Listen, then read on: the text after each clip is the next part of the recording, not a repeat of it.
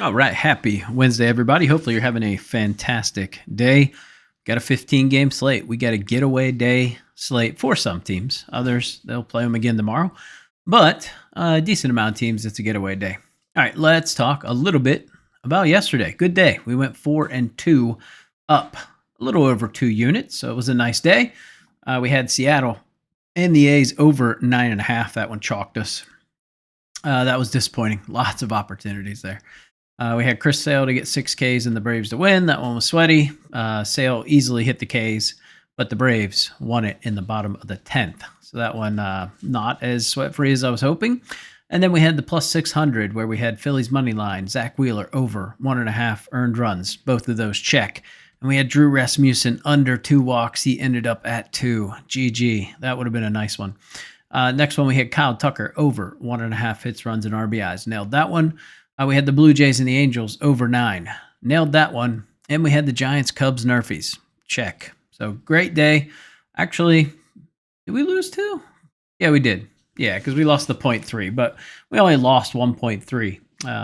So it was good. Good day. We'll take 2+ units any day of the week. All right, let's jump into this slate and get going here. So first game on the card is going to be at 12:05 today. Going to be the Guards and the Nats. We got Logan Allen and Michael Soroka. Soroka only making his second start of the year. He hasn't pitched in it's about 5 weeks or so. Pitched on March 31st, and it wasn't pretty. 5 innings, 5 hits, 4 earned runs. So kind of picked up right where he left off last year. Going up against Logan Allen. He looked okay last game. He went into the 6th inning, gave up 6 hits, 2 earned runs against the Blue Jays. Game before that, though, against Boston. 4.1 innings, 9 hits, 7 earned runs. That's kind of the Logan Allen I know. But prior to that, he had been pretty good. So a little difficult to kind of see. But if we look at left-handed starters when they're facing the Nats, I mean, Nick Lodolo was the last one to start against the Nats, and they took him to Pound Town. They gave him 10 hits, 6 earned runs over 5 1/3, hit a home run, and they walked twice, only struck out 4 times. I feel like it's going to be closer to that than anything else. So I don't know who's going to win this game. I think this is dicey. I think Cleveland has the edge. I don't trust Logan Allen, and I don't like their bullpen right now. So they threw a lot of arms yesterday because of the doubleheader. So they threw guys like Cam Smith, Gaddis, all those guys. So I don't really love who they have left in the tank. Same thing for the Nats. They had to use some arms. So easy play here for me. I'm taking the over 9 as one of my. Actually, you know what? I didn't put it on there. Over 9. I'll have to add that to the card, but over 9 is the official play, and I left it off the card. That's my bad.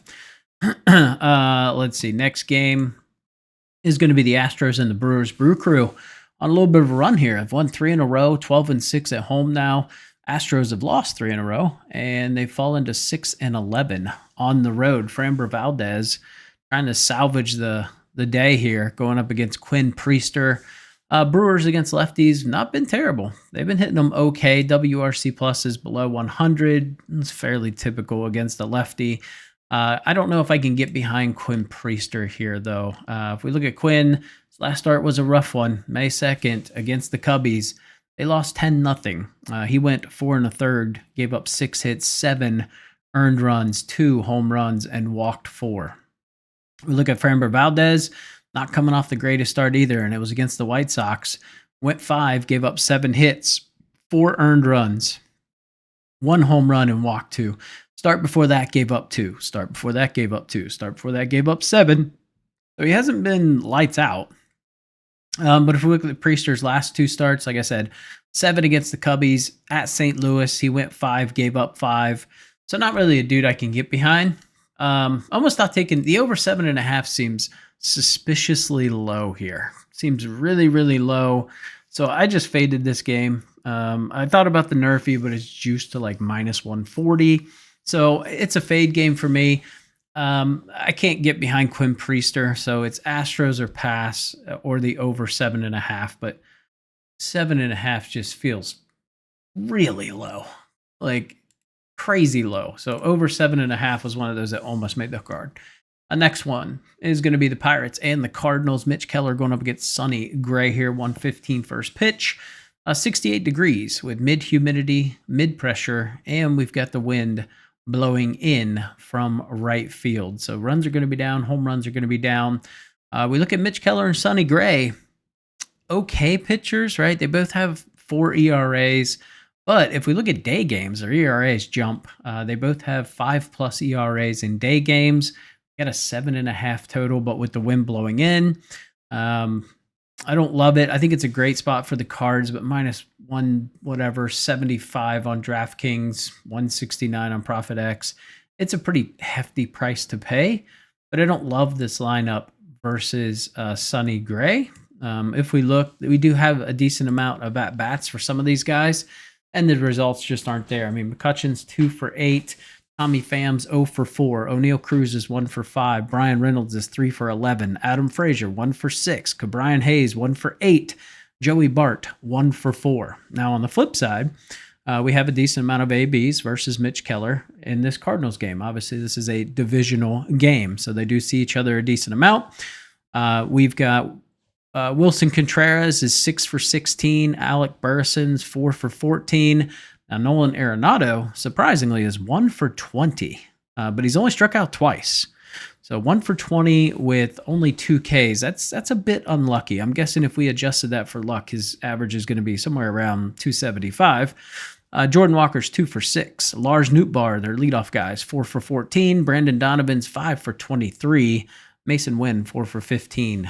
So decent amount of guys with some success. I think Mason Wynn and Victor Scott could have a pretty decent day. Victor Scott to get a stolen base could be an interesting prop. I didn't look at that because I just now thought about it, but could be an interesting one. Mitch Keller in his last start against the Padres got roughed up a little bit. 8 hits, 4 earned runs. Start before that against the Dodgers, pretty good, especially considering it was at LA. He is not someone you usually take on the road. But he only gave up 2. Gave up 2 against Cleveland, 3 against the Nats. We look at Sonny Gray. Last start against the Mets wasn't great. 9 hits, 4 earned runs in 4 1/3. Start before that, gave up 3 against the Brew Crew, and then gave up 3 against the Mets. So it's crazy getaway day. I do like the Cardinals here. So we are going to pair them in a moneyline parlay with another team. All right, next game is going to be the Giants and the Cubs. That was a wild game last night. Oh, Presley, dude, that guy. Holy cow.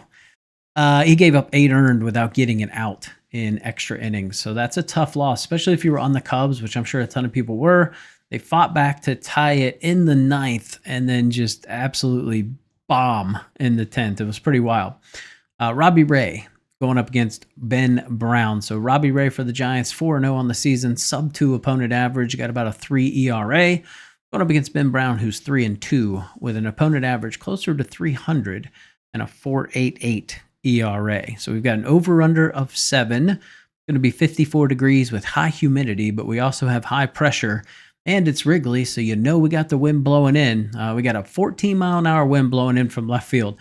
That is a pretty significant wind. I mean, you can pretty much like 2.5 times the wind to get the effect in like any other ballpark. So this is a pretty substantial win. Home runs are going to be down 41%. Runs are going to be down almost 30% today. So an over-under of 7. I'm not going to touch it. I would lean towards the under. I think Ben Brown has a decent day. There's a reason the Cubs are minus 140 something. However, Ben Brown giving up a 323 average to lefties, 266 to righties, hard hit percentage of 44%. Robbie Ray on the other side, 187 to righties, which he's going to mainly face righties today, but giving up a hard hit percentage of 49%. It's pretty stacked.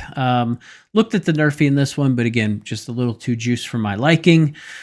Another prop I like in this, on FanDuel, you can choose no home run. I think it's under the hits and runs props. You can choose no home run. It's probably plus 200 something. It typically is. I think this is a viable candidate for that today.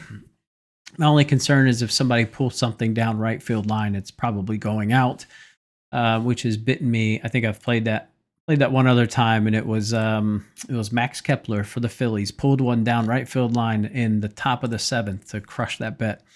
But I don't mind that today. That is an option, but I'd lean Giants for the value. You're getting the better pitcher, and they won last night. Don't like this Cubs bullpen whatsoever. Giants bullpen's actually been really solid. They actually have the second lowest ERA. So lean Giants not playing that game other than maybe that no home run play. All right, next one, Mariners and the Athletics.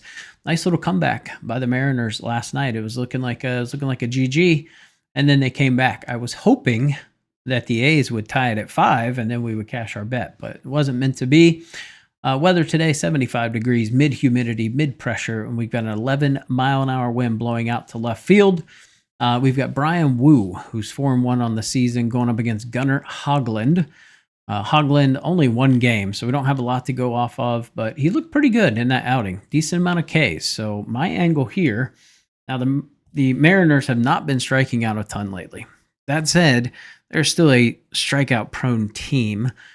They did have a couple guys who got a rest day yesterday, like Cal Raleigh, who actually ended up coming in to pinch hit and give them the lead. But I like Gunnar Hoglund to go over 3.5 Ks at -130 on DraftKings. I think that line's just a little too low. I've got him projected somewhere around 5.5 mark. So you could even ladder that a little bit, but we're just kind of playing it safe here. If we look at Wu, he has been absolutely solid. 191 average to lefties, 176 to righties. Very low hard hit percentage. Exit velo is low. The only thing that scares me is the A's do hit the slider well, which he throws about 21% of the time. He's basically a 2-pitch pitcher. He's fastball and slider. So I do have a little bit of concern. We could see a bounce back factor today. I would lean under 9, but too much. I'm not paying that much juice to take the Mariners on the road. All right, next game should be a good one. We've got the Mets and the D-backs. Kodai Senga going up against Merrill Kelly. Kelly has looked surprisingly good this year. He has got a 4 ERA, but his last couple starts have been really solid. Opponent average of 200. Kodai Senga 3-2. Opponent average of 222, but an ERA of 1.38. He's been pitching really well. He just faced this team in his last start.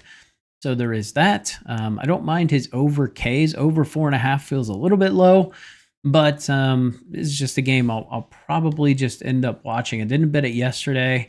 I think kind of the same situation. You're getting the home team at plus money. It's a tough one. Then there's the bounce back factor. You're also getting the Mets at -125. So tricky game. I don't know which way I'd lean in this. Probably lean towards the under 9. We haven't really seen a ton of runs in this series. I think in terms of the D-back side, they have a little more an advantage in my opinion, but I don't think Merrill Kelly's going to be able to strike out these Mets players either. So that does concern me. I think they're going to be able to put a lot of balls in play here today, but I like guys like Pavin Smith. I think he should have a pretty decent day. Eugenio Suarez, I think, could go deep. Josh Naylor, Corbin Carroll, those guys have decent matchups here. But in terms of the head-to-head splits, not a ton of ABs. Juan Soto's got 11 against Merrill Kelly. He's 2 for 11, so pretty bad there. Pete Alonso is only 1 for 3. Brandon Nimmo is 2 for 3 against him, but Alvarez is 0 for 3. Let's see, Lindor's 0 for 2. On the other side for the D-backs, you've got Gurriel Jr. has 7 ABs against Senga. He's only got 1 hit. Corbin Carroll's 2 for 9. Alec Thomas is 2 for 7. Everybody else, not good. So, yeah, I would lean towards the under in this game. Roof's going to be close, so we don't have to worry about the weather in that one. All right, Dodgers and the Marlins. How about them Marlins pulling off a little upset in extra innings last night? That was a pretty crazy one. All right, so today we've got Landon Knack, who's being called up to pitch this game, going up against Valenti Belazzo. Landon Knack, if you remember him last year, it wasn't pretty. That said, he's pitched 1 or 2 games this season. He's pitched 3, actually. So he's pitched 3 games. Last game was on April 15th, so it's been a little bit. And it was against Colorado. He went 4.1 innings, gave up 2 earned. Start before that, though, was against the Nats, and he went into the third. He only got 2 1/3, gave up 5 earned runs. So I can't trust this guy. That said, Valenti Belazzo, not somebody I trust either. 4.2 innings, 4 hits, 5 earned runs in his last start against the A's. His other 2 starts, pretty solid. He faced the Mets, went 3.2, gave up 1 earned. Start before that, 4.1 innings, 1 earned run. So he's not going to go for a long time. That said, his pitch count's been building up a little bit. I want to say he was at 82 283 pitches, something like that last outing. So he could go. But a prop I love in this and our official play is going to be Freddie Freeman to get a ribby. No Teoscar Hernandez. He has really stepped it up on the RBI front. He's over this in 7 of his last 10. He's had 2 in a decent amount. So I thought about laddering this. Maybe that's something you can do if you want. But we're going to take him to get an RBI at plus 115. And then if you take 2 RBIs, it's like plus 340, something like that. So that is going to be our official play in that one. But everything else is pretty juiced. I thought about taking Belazzo under K's Dodgers money line. You can get a little bit of value there. But again, Landon Knack's just not a dude I can get behind here. And it's getaway day. That makes me a little nervous backing or fading the Marlins. All right, next game. This is an interesting one. It's Tyler Mahle going up against Tanner Houck. We see Boston favored, and I just kind of scratch my head. Maybe bounce back factor from yesterday. I don't know, but Tanner Houck at home has been better. He's got a 2.13 ERA in 2 games this year. It was against Toronto and the White Sox, so 2 teams that have really been struggling offensively. I don't necessarily want to say, okay, he's great at home. If we look at Tyler Mahle on the road, he's 1-0. ERA does go up. It's 2.25 in 2 games on the road, so still really good ERA. On the season, Tyler Mahle's 3-1 with a 174 opponent average and a 1.19 ERA. Going up against Tanner Houck, who is 0-2 with almost a 300 batting average and a 6.38 ERA. This is where I'm very confused. That said, last start was good, but it was against Toronto, who's struggling offensively. He went 7 innings, gave up 4 hits, only 1 earned. Prior to that, gave up 4 to Cleveland, 2 to the White Sox, 11 to the Rays, 3 to the Orioles. It's not like he's been shutting everybody down and just had 1 bad outing. He's had a couple of bad ones. Tyler Mahle on the other side, he's just been solid. Gave up 1 earned run to the A's. Gave up 2 earned runs to the Giants. That's the most he's given up all year. Next 2 starts were zeros. Gave up 1 to the Cubs, 0 to the Rays. So he blanked the Dodgers. Only gave up 2 to the Giants, who have a pretty good record. A's can hit. So I'm really struggling to get to Boston in this spot. This is a Ranger spot. It's going to be 64 degrees, mid-humidity, mid-pressure, and an 8-mile-an-hour wind blowing out to center field. So runs are going to be up like 13%. We got an over-under of 9.5. Rangers have the better bullpen. They have the better starting pitcher. Boston has the better lineup, but my God, the splits are terrible. Houck giving up a 342 average to lefties, 234 to righties, 48% hard hit percentage. Mahle's giving up a 31% hard hit percentage. It's just one of those, like, I'm trusting the books here. There's something weird about this line. It's fishy in every which way possible. So fade, but I don't see an angle to take Boston. So Rangers or pass for me. Next one, Padres and the Yankees. Yankees got a little redemption yesterday. Austin Wells had a nice little grand slam. They really opened things up there. Dylan Cease going up against Max Fried. Dylan Cease 1-2, giving up an opponent average of 283 and an ERA of 561. Going up against Max Fried, definitely the early Cy Young candidate. 6-0, 187 opponent average, 1.01 ERA. Just having a hell of a season. Giving up sub 200 to both sides of the plate. Very minimal hard hit percentages. Going up against Mr. Cease here, who's struggling against righties, giving up a 319 average, almost 250 to lefties.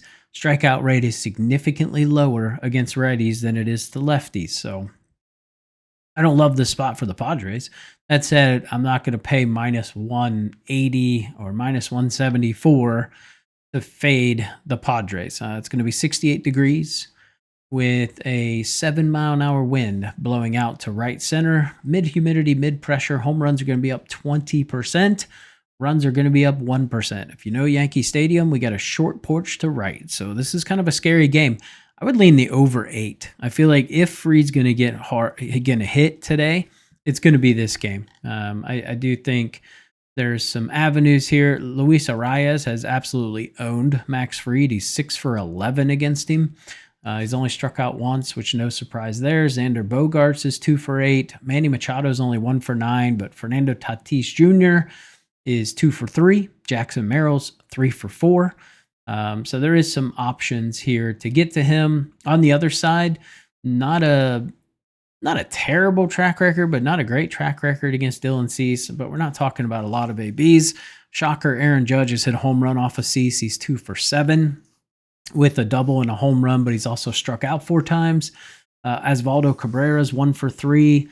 Paul Goldschmidt is 3 for 5. So he's hitting 600 against him. Cody Bellinger's only 1 for 8. And that's it for ABs. Not a lot of ABs here. I think Judge is the guy today. If anybody's going to have a good day, I would say he and Paul Goldschmidt. I think Ben Rice has a decent matchup, could go deep today. It's Yankees or pass. That's why I can't bet it. It's just too much juice. I almost thought about taking a Yurfie too. I think a Yurfie could be a good here. Pretty good potent lineups with the wind blowing out, so don't mind a Yurfie there. Next game is going to be the Phillies and the Rays. Philly got the job done yesterday. That was beautiful. My only concern today with the Phillies is they did use Strom and Kettering yesterday. So they used 2 of their very good bullpen arms, and they still have their closer. But Strom went 26, Kettering went 24. Neither will be available today. But Tampa Bay used a decent amount of arms too. It's going to be 81 degrees, so pretty optimal. Mid-humidity, mid-pressure, and a 6-mile-an-hour wind blowing out to right field. Basically a mirror of yesterday. Home runs are going to be up 20%. Runs are going to be up 7. I think that favors the Phillies. They just have more power bats on that left-handed side. And the Rays, Diaz, I think it was Diaz left the game yesterday. So I'm not sure what impact that'll have. We're getting a good price again on the Phillies. We got 120 yesterday. We're getting 130 today. Christopher Sanchez, 3-1 on the year. 256 opponent average, a little higher than I'd like. 3.45 ERA going up against Shane Baz, 3-1, 227 opponent average, 3.86 ERA. Baz is coming off his worst start ever, and it was against the Royals of all teams. They ended up losing 8-2. He went 5.2 innings, 9 hits, 7 earned runs, walked 3, gave up a home run. Start before that against the Padres was solid in San Diego. Didn't give up an earned run over 7. And then when he faced the Yankees, gave up 5 earned runs. So I don't love this spot for him. Sanchez is Sanchez. He's going to give up 2 earned runs. Like clockwork, you can count on it. Most likely he's going to be in that 2 to 3 earned run spot. So the Phillies are going to have to score. I do like the matchups today. I do think there are some avenues where the Rays have a decent matchup. I think Curtis Mead has a pretty decent matchup today. But I don't like the matchup for, Yandy Diaz if he does play. Brandon Lowe, I think, has a bad matchup. Misner has a bad matchup. On the Phillies side, I think Schwarber hits another bomb. That was a play I had yesterday, was a Schwarber bomb at like plus 290. That was a nice little hit. Real Muto should do okay today. Harper, bomb. Hell, even Alec Boehm, I think. Bryson Stott. I mean, the whole team is pretty much a plus RC plus today. So I like this spot. So give me the Phillies on the first 5. I don't want to mess around with that bullpen with no Strom, no Kettering. So just taking the first 5. That way we just go starter to starter here. All right, next game is going to be a good one. It's going to be the Reds and the Braves. It's Hunter Green Day, baby. Hunter Green going up against Grant Holmes. Holmes looked fantastic in his last start. He was absolutely nails against the Dodgers right up until he got tired. When he got tired, gave up 2 earned runs. But man, those first 4 or 5 innings, lights out. Struck out 9 over 6 innings. Hunter Green had a really nice bounce back start after, he pitched okay in Coors. He gave up 3 earned runs. For Hunter Green this season, that feels like a terrible start, but really nice start against the Nats. Struck out 12, went 6 innings, only gave up 2 hits. One of those hits was a home run, and he walked 2. So he's doing Hunter Green things. He's having an outstanding season, 2.53 ERA, kind of marred by one really bad start he had against Baltimore where he gave up 5. So I think that's the issue there. So to me, I can't get behind the Reds offense. I think we saw that last night. The Braves just went through no offense yesterday. Andrew Abbott absolutely shut them down. So I would say give me the first 5 under in this one. I think it's 4.5. I wouldn't even mind 3.5. The Nerfy is super juiced. Weather here, it's going to be 64 degrees with high humidity and mid pressure. And we got a 4-mile-an-hour wind blowing in from left field. So home runs are going to be down a little bit. Runs are going to be down just a little bit. We've got an over-under of 7.5. I might even take the under in this one. Um, I can't. I want to lean Reds, but I can't. I'm a homer. Like I am biased towards the Reds, no doubt, but I did bet against them yesterday. It's Reds or nothing for me in this spot. All right, next game is going to be the White Sox and the Royals. What a comeback by the Royals last night. Bobby Witt Jr. to walk it off. That was beautiful. I had Freddie Freeman and Bobby Witt in an RBI parlay with Cal Raleigh. So nice little hit there yesterday. 61 degrees with high humidity, mid pressure. It is going to rain. 8-mile-an-hour wind blowing in from right center. Home runs are going to be down like 30-some%. Michael Wacha and Jonathan Cannon. I don't know if this game gets played. I mean, this is pretty easy. I hate Wacha. He's 1-4 with a 3.52 ERA. I don't hate him. He's actually been okay. He's just not getting run support. He's only averaging 2 runs a game. Cannon's only getting 2.5 runs a game. So we've got an over-under of 8. I would lean towards the under. Royals probably win, but I'm not going to roll the dice with them and hope they win this game. It's just nothing I can really get behind. Cannon's okay. He's not going to strike out many guys on this Royals team. They're just not Kang today or all season. Maybe Bobby Witt, go back to the well. Bobby Witt to get a ribby. But other than that, the under is the only thing I would look at in this one. All right, next one, Orioles and the Twins. It's going to be Grandpa Charlie Morton going up against Simeon Woods Richardson. Charlie Morton still seeking that first win. He is 0-6 with a 9.45 ERA. So he's pitching the ball pretty well. Going up against SWR, 2-2 on the year, 272 opponent average, 4.03 ERA. He's actually been throwing pretty nicely. My only concern in this one, the only concern I have is he struggles against lefties. 340 average against lefties, 222 against righties. But if we look at Morton, 300 against lefties, 358 against righties. Both of them have a pretty high hard hit percentage. But it's just I really can't get behind the Orioles here. Offensively, they showed me nothing. We got Charlie Morton on the mound, who went 1 inning against the Royals in his last outing. He went 2 1/3, 3 2/3, 2 1/3. I mean, this guy's just been getting rocked all over the yard. Hasn't gone more than 5 innings all season, and he's just been getting absolutely destroyed. SWR has been fairly serviceable. Kind of a bad outing at Kansas City where he gave up 4, gave up 3 to Atlanta, only gave up 1 to the Angels, 2 to the Guardians. So he's been pitching okay. What I like about him is he does a decent job of his pitch mix. So he does mix up his slider, curveball, and changeup. I think that'll keep the Orioles off balance. And Charlie Morton's pitching for them. So that's pretty much all you need there.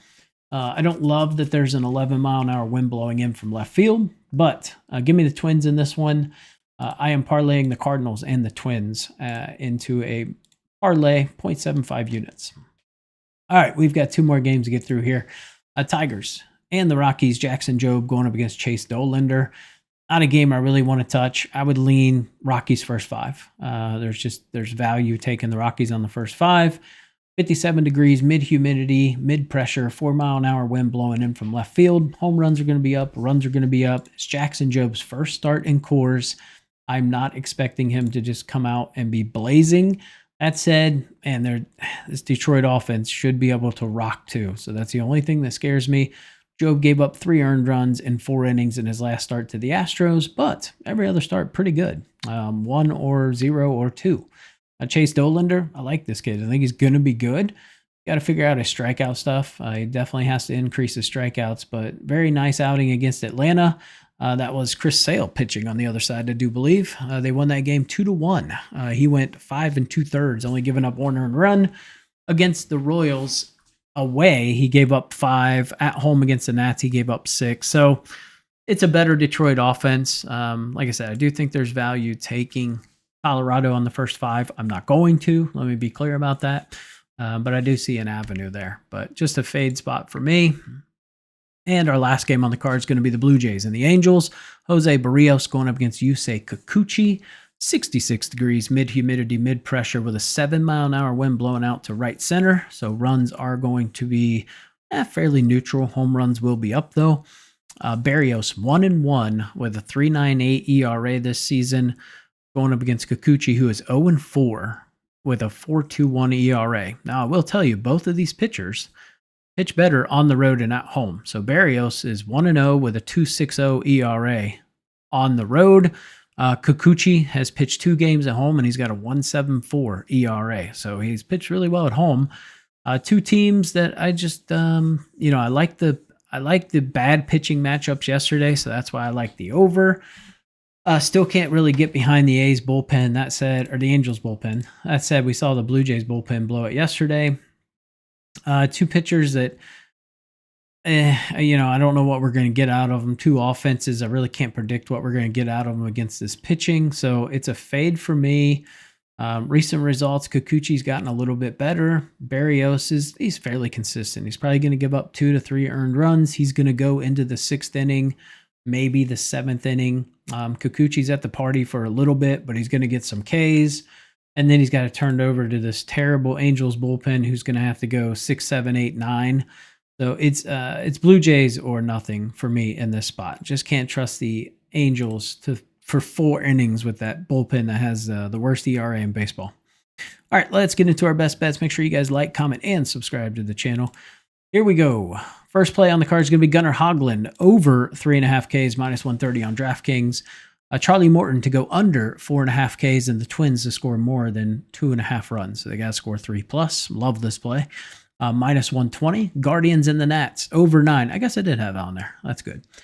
So Guardians and Nats over 9. Just Logan Allen should be giving up some runs today, and then Soroka coming back. It's just been an earned run machine. Freddie Freeman to get an RBI at plus 115. Like I said, he's over in 56% of games this season, over in 7 of his last 10 games. So he's seeing the ball well.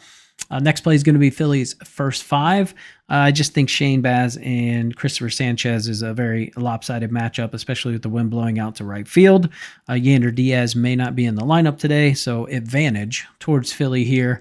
Just rinse and repeat everything I said yesterday. It's pretty much the same. And then we're going to do a little 2-leg parlay. We're going to do the Cardinals and the Twins on the money line. Put them together, you get plus 167. We're going to do 0.75 units on that. So those are my 6 best bets. Appreciate you guys tuning in to the video. Like, comment, and subscribe. And I'll catch you tomorrow.